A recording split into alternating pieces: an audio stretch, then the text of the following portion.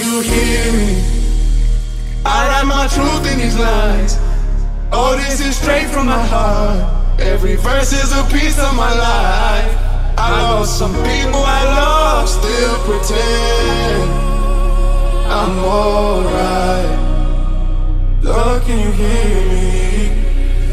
Λέει, προσεγγίζω το ταξίδι της ζωής μου σαν ένα μυθιστόρημα. Ένα βιβλίο που θα αφήσω πίσω έχοντας κάνει πολλά. Γι' αυτό αγαπώ όσο πιο πολύ μπορώ πραγματικά. Θέλω να αφήσω τα καλύτερα στα παιδιά που έρχονται πίσω από μας. Όλο το πράνα μου σε μένα το δωρίζω τώρα, για να έχω να σου δώσω κάποτε και σένα.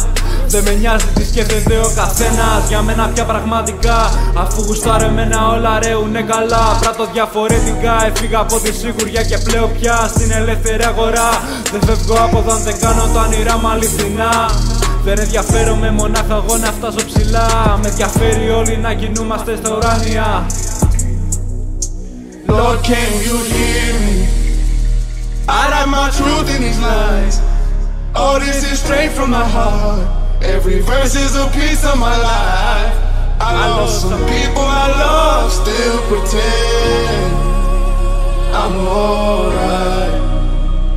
Lord, can you hear me? Λέει, προσεγγίζω τη ζωή με παιδική ματιά. Όχι ενήλικα και σοβαρά θλιμμένα, θυμωμένα, φοβισμένα βλέμματα. Σας έφαγε η μιζέρια ρε μαλάκα, σας έφαγε η ρουτίνα. Ξυπνάς και κοιμάσαι, κάνεις τα γνωστά, δεν βαρέθηκες ακόμα. Πως θέλεις να αισθάνεσαι καλά όταν δουλεύεις κάθιστα και δεν κάνεις αυτά που αγαπάς. Όταν είσαι εθισμένος σε καταστάσεις που κρατάν το είναι σου φυλακισμένα. Δεν κυνηγά μονάχα ηρεμία, θέλω στη ζωή μου περιπέτεια και τρέλα.